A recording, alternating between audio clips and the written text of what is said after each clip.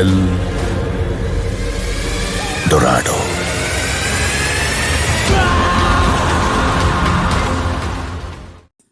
آج ہم جس دنیا میں جی رہے ہیں یہ دنیا کئی رازوں اور معمہ جات سے بھری ہوئی ہے جنہیں جان کر انسانی ذہن حیران رہ جاتا ہے۔ جدید سائنس آج آسمان چھو رہی ہے، لیکن آج بھی ہماری زمین پر کئی ایسے راز ہیں جنہیں حل کرنا ناممکن دکھائی دیتا ہے۔ انہی معمہ جات میں تاریخ کے کچھ گمشدہ شہر ہیں جو اب محض قصے کہانیاں بن چکے ہیں۔ یہ مانا جاتا ہے کہ ہماری ریکارڈ شدہ تاریخ سے پہلے زمانے کے مختلف حصوں میں کئی طلسماتی شہر موجود تھے، لیکن آج ہم ان شہروں کے بارے میں کچھ نہیں جانتے۔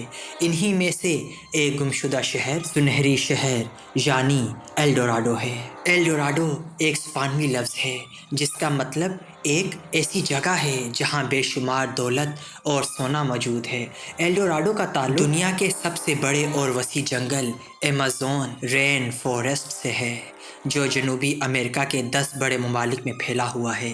آج کے اس سنسان اور خوفناک جنگل میں قدیم دور میں بے شمار شہر اور تہذیبیں وجود میں آئیں۔ کہا جاتا ہے کہ تقریباً 2000 سال قبل ایمیزون کے کولمبیا اور پیرو کے علاقوں پر ریڈنڈینز اور موسکا نامی قبائل آباد تھے، اور کولمبیا کے ایک بڑے علاقے پر موسوکا قبیلے کا قبضہ تھا۔ ماہرین آثار قدیمہ کے مطابق ٹیکنالوجی اور تعمیرات کے لحاظ سے یہ قبیلہ اپنی تہذیب کے برابر تھا۔ ریڈنڈینس کی دیوی ملائی کہانیوں اور لوک داستانوں کے مطابق ہزاروں برس قبل زمین پر نہ جانور تھے اور نہ ہی انسان۔ تب چاند دیوی کی آنکھوں سے ایک آنسو زمین پر ٹپکا اور جھیل گوٹا ویٹا وجود میں آئی۔ یہ جھیل مقدس مانی جاتی تھی۔ وہاں کے لوگ اس جھیل کو قدرت کا تحفہ سمجھتے تھے۔ ان کا کہنا تھا کہ جھیل کی تہہ میں ایک دیوی نیم انسانی شکل میں سو رہی ہے۔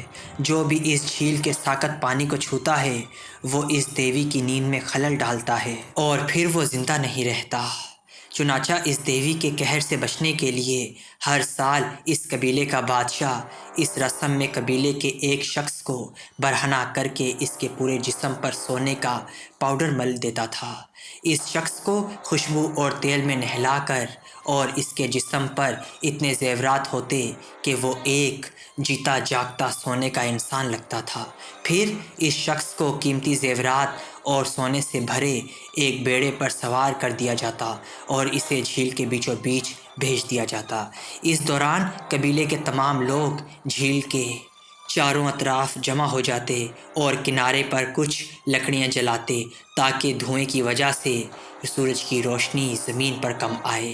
پھر وہ سونے کی دھول میں لپٹا ہوا شخص جھیل کے درمیان جا کر اس میں اترتا اور گھنٹوں تک پانی میں ڈوب جاتا۔ وہ شخص سونے کے زیورات اور دیگر اشیاء جھیل میں پھینک دیتا اور خود بھی پانی کے غوطے لگاتا۔ اس طرح دوسرے لوگ بھی اپنے زیورات اور سونا جھیل میں ڈال دیا کرتے تھے۔ اس رسم سے واپس آنے والا شخص دیوتاؤں کا پسندیدہ مانا جاتا تھا اور شہر کا بادشاہ بنتا تھا۔ اس سونے میں نہانے والے شخص کو موسوکا قبیلے کے لوگ ایل ڈوراڈو کہتے تھے۔ بعد میں ان کا یہ شہر بھی ایل ڈوراڈو کے نام سے مشہور ہو گیا۔ لوک داستانوں کے مطابق یہ پورا شہر مکمل طور پر سونے سے بنا ہوا تھا۔ یہاں کی عمارتیں، مندر اور سڑکیں سب سونے کی تھیں۔ لوگوں کا ماننا تھا کہ سونا ایک مقدس اور آسمانی دھات ہے۔ وہ سونے سے دیوی دیوتاؤں کی مورتیاں اور مندر بناتے تھے۔ جب سورج کی روشنی اس شہر پر پڑتی تھی تو ایسا معلوم ہوتا تھا جیسے جنت زمین پر اتر آئی ہے۔ موسوکا لوگ سونے کا استعمال ویسے ہی کرتے تھے جیسے آج ہم لوہے یا تانبے کا کرتے ہیں۔ موسوکا لوگوں کے پاس اتنا سونا کہاں سے آیا، اس بارے میں آج بھی ہمیں کچھ معلوم نہیں ہے۔ ایل ڈوراڈو کا پہلا سراغ مینوا اسکرپٹ 512 نامی ایک تحریر میں ملتا ہے۔ یہ مینوا اسکرپٹ پر پرتگالی ایکسپلورر ریبینڈی ریٹسن کو ملا، جو قیمتی پتھروں کی تلاش کیا کرتا تھا۔ اس پراسرار میو اسکرپٹ میں شہر کے بارے میں بھی تمام تفصیلات موجود تھیں، لیکن اس میں اس گمشدہ شہر کا مقام نہیں لکھا تھا۔ یہ مینوا اسکرپٹ آج بھی برازیل کی نیشنل لائبریری میں موجود ہے، لیکن عوام کو اسے دیکھنے کی اجازت نہیں ہے۔ 17ویں صدی میں جب پہلی بار سیاحوں اور مہم جوؤں کو یہ مینوا اسکرپٹ ملا تو وہ اس سے بہت متاثر ہوئے۔ اس نے ان کے دلوں میں یہ خواہش پیدا کی کہ وہ اس گمشدہ شہر تک کیسے پہنچ سکیں۔ اس طرح کی دولت مند تہذیب اور شہر کی کہانیوں نے لوگوں کے دلوں میں نہ صرف اسے تلاش کرنے کی خواہش پیدا کی بلکہ لالچ بھی پیدا کیا۔ وقت کے ساتھ ہزاروں مسافر اور ہسپانوی مہم جو ہر دور میں جنوبی امریکہ اور ایمیزون کے جنگلات میں اس شہر کا کوئی سراغ پانے کی جستجو میں جاتے رہے۔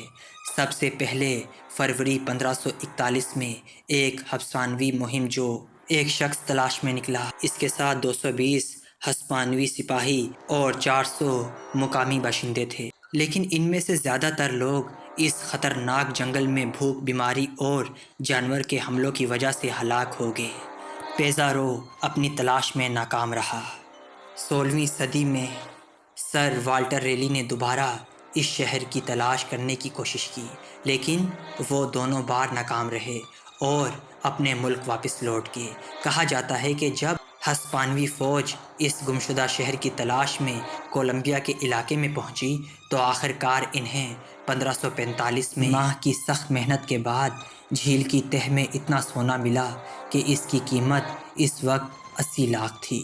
یہ اس بات کا سب سے بڑا ثبوت تھا۔ ایلڈوراڈو کہانیاں نہ صرف سچی تھیں بلکہ سونے کی تلاش نے یہ بات واضح کر دی کہ اگر ان لوگوں نے اتنا سونا یوں ہی بیکار سمجھ کر جھیل میں پھینک دیا ہے تو حقیقت میں ان کے پاس کتنا سونا ہوگا۔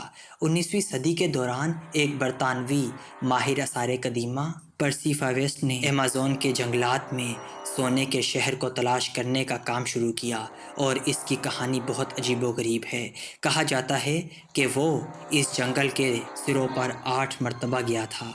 پرسی نے تقریباً 18 ماہ کا طویل سفر کیا اور ایسے عجیب و غریب جانور اور حیوانات کا سامنا کیا جن سے بچنا ہر کسی کے بس کی بات نہیں تھی۔ لیکن جب پرسی 1925 18ویں بار جنگل میں سونے کی تلاش میں نکلا تو وہ کبھی واپس نہیں آیا۔